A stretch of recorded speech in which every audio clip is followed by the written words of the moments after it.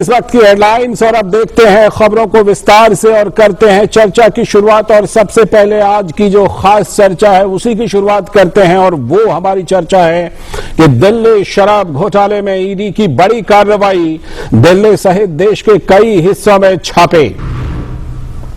तो ईडी ने यह फिर से कार्रवाई की है। दिल्ली, पंजाब और आंध्र प्रदेश के 35 ठिकानों पर प्रवर्तन निदेशालय यानी कि ईडी के छापे। मामले में पहले ही कई अभियुक्तों की गिरफ्तारी हो चुकी है और उसमें कुछ बड़े नाम भी हैं। और ईडी इस मामले में तीसरी बार कर रही है छापेमारी और अब तक अगर देखा जाए तो करीब 100 ठिकानों पर छापेमारी हो चुकी है कुल मिलाकर। इस मामले में शराब कारोबारी समीर महेंद्रू और आम आदमी पार्टी के संचार प्रभारी विजय नायर हो चुके हैं गिरफ्तार। शराब घोटाला केस में 17 अगस्त को दर्ज की गई थी एफआईआर और इस एफआईआर में सीबीआई के मुताबिक आप नेता विजय नायर ने धांधली में निभाई थी अहम भूमिका। इसमें खासतौर पर आबकारी नीति बनाने और शराब की सप्लाई और बिक्री को चंद कंपनियों तक ही सीमित करने की धांधली है। मामले में दिल्ली के उप मुख्यमंत्री मनीष सिसोदिया के घर पर भी हो चुकी है छापेमारी और उनका नाम आरोपियों में भी शामिल है सीबीआई के आरोपियों की लिस्ट में। दिल्ली की नई आबकारी नीति पर सवाल उठने के बाद उपराज्यपाल विनय कुमार सक्सेना ने की थी सीबीआई जांच की सिफारिश और उपराज्यपाल की सिफारिश के बाद केंद्रीय जांच एजेंसियों ने बड़े पैमाने पर शुरू किया था तलाशी अभियान। और शराब घोटाला सामने आने पर केजरीवाल सरकार ने आनन फानन में वापस ले ली थी नई शराब नीति।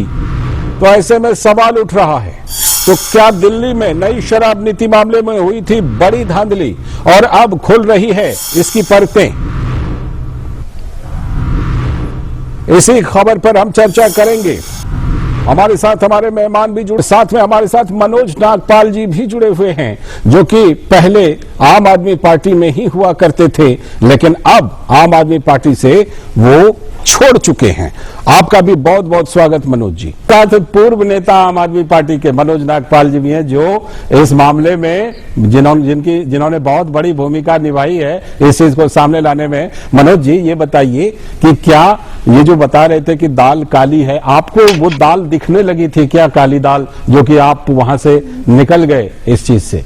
मेरे को तो काफी पहले ही जिस दिन मेरे इलाके में जब शराब की दुकान खुलने लगी हाँ। और उस दुकान को खोलने में जितनी जल्दी हो रही थी हाँ। जैसे 18 अप्रैल की इनकी सर्वे रिपोर्ट, 19 अप्रैल का ग्रांट ऑफ लाइसेंस, हाँ। जिस तरीके से रेस लगी हुई थी हाँ। ज्यादा से ज्यादा वाइन शॉप खोलने की, तो मैं उसी दिन समझ गया था कि ये कोई बहुत बड़ा खेल हो रहा है। हाँ। और राजीव जी ने बिल्कुल ठीक कहा, हाँ। दाल में काला ही काला, दाल नाम की कोई चीज नहीं है उसके अंदर। हाँ। हाँ। और काला ही काला मैं उसी दिन समझ गया था हाँ। कि ये बहुत बड़ा खेल खेलने जा रहे हैं। असल में हुआ क्या था कि कोविड के दिनों में जब सब कुछ बंद था ना जी, उसके बाद जब सबसे पहले वाइन शॉप्स खुली तो जो उस पे भीड़ हुई वहां से इन लोगों के मन में एक लालच सा आ गया कि क्यों ना कुछ एक ऐसी पॉलिसी बनाई जाए जिसमें कि इतना मोटा धन कमाया जाए और किसी को पता भी न चले।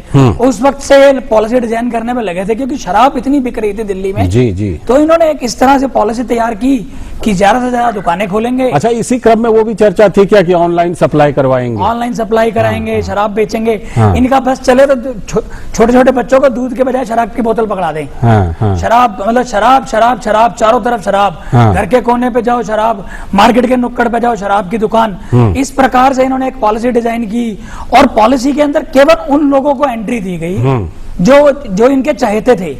इन्होंने एक बहुत बड़ा कैप लगाया कि 150 करोड़ रुपए टर्नओवर का कैप लगा दिया कि इससे छोटी कोई कंपनी आएगी नहीं ताकि इनकी मर्जी की कंपनियां आ सके। वहीं एयरपोर्ट पे एक कंपनी थी जो 250 करोड़ देना चाहती थी जी, वहां पर वो उनको सूट नहीं करती थी ना। हाँ, तो रेवेन्यू 150 करोड़ वाली को ले ली। हाँ। तो इस तरह से इन्होंने, मुझे ना अंग्रेजी शासनकाल की याद आ रही है। हाँ। कि मैं तो था नहीं उस वक्त लेकिन किताबें मैंने पढ़ी। हाँ। तो अंग्रेजों को जब भी भारतवासियों को लूटना होता ना तो वो एक पॉलिसी डिजाइन करते थे, एक कानून बनाते थे कि किसी भी भारतीय की बैलगाड़ी अगर यहाँ से निकलेगी तो उससे इतना एक हम टैक्स ले लेंगे। मैं लौटता हूं। तो इसी तरीके से इन्होंने एक पॉलिसी बनाई कि कोई भी शराब पहले बेचेंगे, फिर 12% का टैक्स लेंगे, फिर 6% खाएंगे। लेते हैं इस पर जवाब। एक किताब का आपने जिक्र किया, एक किताब मेरे बारे में मेरे से ज्यादा ये लोग जानते हैं कि मैं कहाँ हूँ, क्या हूँ।